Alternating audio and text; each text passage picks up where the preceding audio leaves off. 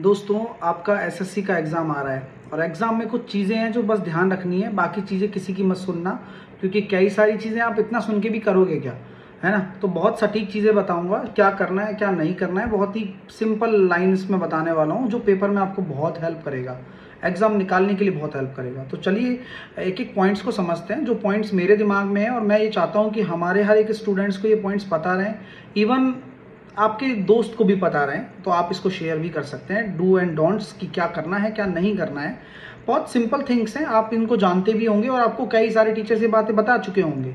लेकिन कुछ चीज़ें हमारी भाषा में सुनिए आप कि डोंट पैनिक। पैनिक नहीं होना है, एग्ज़ाम ही है, कोई बड़ी बात नहीं है। बहुत सारे एग्जाम्स होते हैं और एग्ज़ाम आते रहते हैं जाते रहते हैं, कोई फ़र्क नहीं पड़ता। इस मेंटेलिटी के साथ ही एग्ज़ाम दें। आप ये मत सोचिए कि आपकी लाइफ का एक ही एग्ज़ाम बचा हुआ है। पहली बात, सोचने पेपर देने से पहले ये सोचना है ना।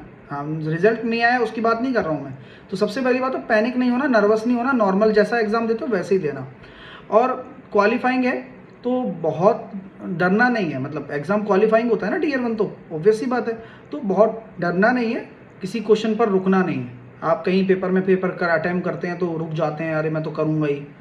अरे भाई, नहीं हो रहा है तो आपसे नहीं हो रहा तो किसी और से भी नहीं हो रहा होगा, और किसी और से हो रहा है तो वो समय दे रहा होगा, क्योंकि पेपर में अगर कोई क्वेश्चन पर आप अटक रहे हैं तो अगर पढ़ कर गए तो इतना आसान तो वो नहीं होगा, ऑब्वियस सी बात है।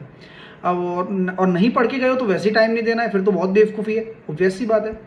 अब पहले से माइंड में नहीं लेकर जाना है कि आपको कितने क्वेश्चन करने हैं। ये कई बच्चे करते हैं कि पहले से ही अपना माइंड सेट कर लेते हैं, अरे भाई मेरे को तो पेपर फोड़ना है, मैं तो सब 99 से एक नीचे नहीं करके आऊँगा, मैं तो 80 वाला मटेरियल हूँ, मेरे मॉक टेस्ट में तो इतने नंबर आ रहे हैं, मैं तो इतने अटैम्प्ट कर रहा हूँ। देखो कोई मायने नहीं रखती हैं ये चीज़ें कि आप कितना यहाँ क्या कर रहे हो।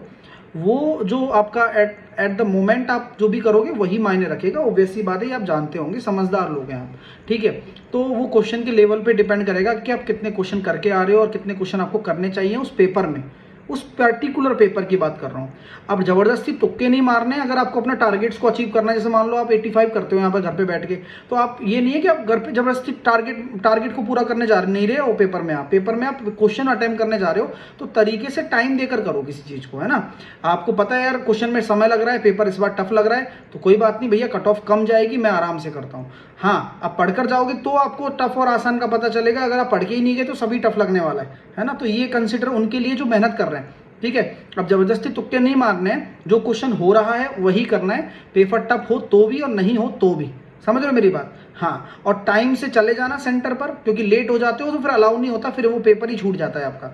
तो ये 30 मतलब ये जो पॉइंट्स हैं मैं बता रहा हूँ, पैनिक नहीं होना, क्वालिफाइंग है तो डरना नहीं है, पहले से आपको माइंड मेकअप करके नहीं जाना है। चौथा पॉइंट, ज़बरदस्ती तुक्के नहीं मारने हैं। पाँचवा पॉइंट, टाइम से सेंटर चले जाना आप लोग, क्योंकि अलाउ नहीं करते हैं वो लोग। छठवां पॉइंट मैं आपके सामने रखता हूँ, नींद पूरी लेना एग्जाम से पहले, आराम से 2 दिन बढ़िया सोना। ऐसा नहीं है कि मैं आज ही पढ़ लूँगा।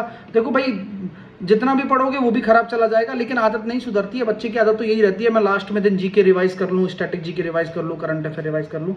तो ये मेरा कहना, शायद ये पॉइंट आप नहीं भी मानेंगे और एग्री करो कि नहीं मानोगे, है ना। पांचवा पॉइंट आप नहीं मानोगे कि पूरी नींद लेकर एग्जाम से पहले जाओ, लेकिन जानी चाहिए, मेरा ये मानना है। पेपर को कम से कम 2 से 3 बार में करो, 2 तो मिनिमम है। एक बार में पेपर मत कर लेना कभी भी कि आप सोच रहे हो कि एक बार में आप पेपर कर लोगे पूरा, मैं तो इस क्वेश्चन को करके ही रहूंगा, ऐसा नहीं। आप पहले आसान क्वेश्चन को छांटो नहीं, मतलब करते जाओ। नहीं आ रहा, नहीं लग रहा यार, ये बाद में होगा, बाद में करेंगे, बाद में होगा, बाद में करेंगे। हाँ, हो सकता है कि 5 के 5 क्वेश्चन टफ हो जाएं आपके सामने, लेकिन आपको होपलेस नहीं होना है, क्योंकि आगे आने वाले क्वेश्चन बहुत हैं पेपर में, ठीक है। ये होता है कई बार कि पेपर ऐसे सेट करता है एग्जामिनर कि आपको शुरू के 5 क्वेश्चन ही टफ लगते हैं, तो आपको लगता है यार पेपर तो गया, अब इन 5 को करूंगा पहले तब आगे बढ़ूंगा। ऐसी ईगो पे मत लेना, ये ऐसी गलतियां कई बार बच्चा कर चुका है, और ये मैं एक्सपीरियंस ही बता रहा हूँ चीज़ें, ऐसे तो नहीं बता रहा हूँ, ठीक है। और कौन कौन एग्री करते हैं बता देना 6वें पॉइंट पर कि सर हम इस बात से एग्री करते हैं कि कई बार ऐसे पेपर हमारे रह चुके हैं, ठीक है, ओके। और अगर 2 ऑप्शन आप में कोई डाउट है, जैसे इंग्लिश जीके में मेजरली होता है, मैथ में और रीजनिंग में तो सही आंसर आएगा, तो बाकी फिर गलत करोगे तो फिर नहीं होगा वो। लेकिन मैथ रीजन में जो अगर 2 क्वेश्चन में ऑप्शन में आपको लगता है यार ये बिल्कुल डैम श्योर हो आप, तो आप मार सकते हो, मतलब, है ना, वरना मत मारना भाई, है ना। हाँ, रिस्क ले सकते हो वरना मत लेना, अगर आपको लगता है रिस्क लेना चाहिए। बस यही मेजर पॉइंट्स हैं जो करने हैं, जो नहीं करने हैं। मैं उम्मीद करता हूँ इन पॉइंट से आप संतुष्ट भी होंगे और इन चीज़ों को आप अपना भी रहे होंगे मॉक टेस्ट में, और इसी के साथ साथ आपका स्कोर भी बढ़ेगा। तो ऑल द वेरी बेस्ट, अपना एग्जाम फोड़ कर आइए। एसएससी के लिए लगातार मैंने प्रिपरेशन करवाई है, आपके इसी चैनल क्विक ट्रिक्स बाय साहिल सर पर।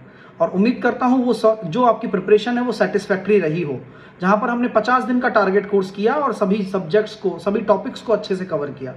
और लगातार आप मेरे फाउंडेशन बैच से भी पढ़ रहे हैं, पढ़ते रहिए। कैरियरविल ऐप पर मेरा बैच चलता है, लाइव क्लास में जाकर आप मिल जाएगा रेलवे एंड स्टेट एग्जाम से।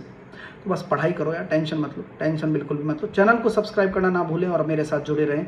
All the very best, take care, love you all, bye bye.